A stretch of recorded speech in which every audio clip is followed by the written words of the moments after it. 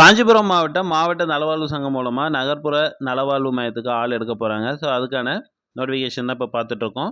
So மருத்துவ அலுவலர், செவிலியர், பல்நோக்கு சுகாதார பணியாளர் மற்றும் ஆதரவு ஊழியர், ஸோ இந்த பணியிடங்களுக்கெல்லாம் ஒப்பந்த அடிப்படையில் பணி நியமனம் செய்ய போகிறாங்க. இதுக்கான அப்ளிகேஷன் வந்து நீங்கள் 24/3/2025 சாயந்தரம் 5:45க்குள்ளே நீங்கள் அப்ளை பண்ணியிருக்கணும். என்னென்ன வேக்கண்ட் இருக்குதுன்னு பார்க்கலாம். மெடிக்கல் ஆஃபீஸர் வேக்கண்ட் இருக்குது. ஸோ இதுக்கு வந்து எம்பிபிஎஸ் படிச்சிருக்கணும். 40 வயசுக்குள்ளே இருக்கிறவங்க இதுக்கு அப்ளை பண்ணலாம். 6 வேக்கண்ட் இருக்குது டோட்டலாக. மாத சம்பளம் 60,000 கொடுப்பாங்க.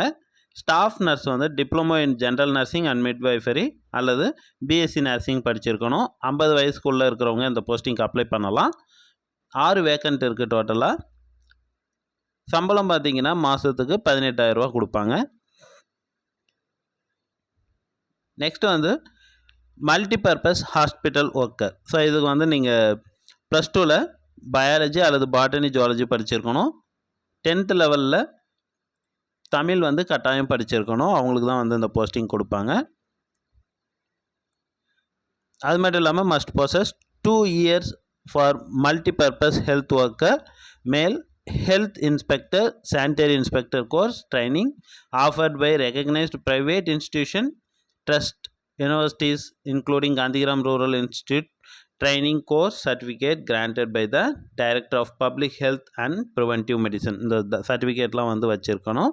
ஸோ அவங்க மட்டும்தான் இதுக்கு அப்ளை பண்ண முடியும். 35 வயசுக்குள்ளே இருக்கிறவங்க இந்த போஸ்டிங்க்கு அப்ளை பண்ணலாம். இவங்களுக்கான மாத சம்பளம் 14,000 ரூபா கொடுப்பாங்க. அடுத்து சப்போர்ட்டிங் ஸ்டாஃபு இந்த ஹாஸ்பிட்டல் ஒர்க்கருக்கு வந்து 8th படிச்சிருக்கணும். ஸோ தமிழில் வந்து எழுத படிக்க தெரிஞ்சிருக்கணும் அப்படின்னு சொல்லுவாங்க இந்த போஸ்டிங்க்கு. ஸோ 45 வயசுக்குள்ளே இருக்கிறவங்க வந்து அப்ளை பண்ணலாம். இதுக்கும் வந்து 6 வேக்கண்ட் இருக்குது. இவங்களுக்கான மாத சம்பளம் 8,500 ரூபா கொடுப்பாங்க. ஸோ டோட்டல் வந்து 24 வேக்கண்ட் இருக்குது.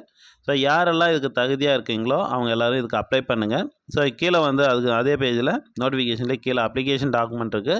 நீங்கள் இதை அப்படியே பிரிண்ட் அவுட் எடுத்து ஃபில் பண்ணி சப்மிட் பண்ணிடலாம், இல்லை போஸ்ட்டில் அனுப்பிடலாம்.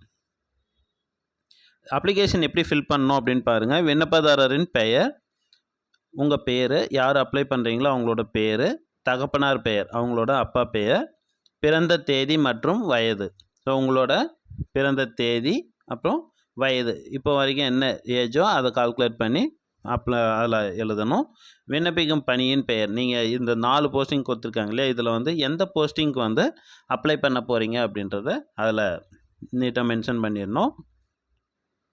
கல்வி சான்றிதழ்களின் நகல்கள், உங்களோட என்னென்ன 10th +2 இந்த எம்பிபிஎஸ் சர்டிஃபிகேட், அப்புறம் வெத்த போஸ்டிங் அப்ளை பண்ணுறவங்க, நர்ஸ் போஸ்டிங் அப்ளை பண்ணுறவங்க அந்த பிஎஸ்சி டிகிரியோடது, அப்புறம் 10th 12th இந்த போஸ்டிங் அப்ளை பண்ணுறவங்க அதுக்குரிய சர்டிஃபிகேட்ஸு, தென் 8th போஸ்டிங் அப்ளை பண்ணுறவங்க அதுக்குரிய சர்டிஃபிகேட்டு, இது எல்லாத்தையுமே வந்து ஜெராக்ஸ் பண்ணிவிட்டு உங்களோட செல்ஃப் அட்டஸ்டட், நீங்கள் வந்து அதில் கையெழுத்து போடணும். செல்ஃப் அட்டஸ்டட் அப்படிங்கிறது நீங்கள் வந்து உங்களோட கையெழுத்தை ஜெராக்ஸில் வந்து போடணும். ஸோ அது போட்டு அனுப்பணும்.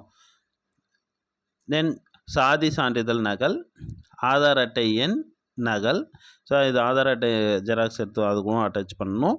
கைபேசி மற்றும் மின்னஞ்சல் முகவரி, உங்களோட ஃபோன் நம்பரும் இமெயில் ஐடியும் கொடுக்கணும். முன் அனுபவம் ஏதேனும் இருப்பின் அதற்குரிய சான்றிதழ் நகல் வந்து இணைக்கணும். எக்ஸ்பீரியன்ஸ் வந்து சிலர் வச்சுருப்பீங்க, அவங்க வந்து எக்ஸ்பீரியன்ஸ் சர்டிஃபிகேட் வந்து இதில் இணைக்கணும். தற்காலிக முகவரி மற்றும் நிரந்தர முகவரி, ஸோ ஒரு சிலர் வந்து வெளியூரில் தங்கியிருப்பீங்க, ஸோ அந்த கம்யூனிகேஷன் அட்ரஸ் வந்து அதில் எழுதணும். நிரந்தர முகவரியும் இதில் எழுதிடணும். ஸோ இடம், நீங்கள் எந்த ஊரோ அந்த ஊர் பேர் எழுதிக்கோங்க.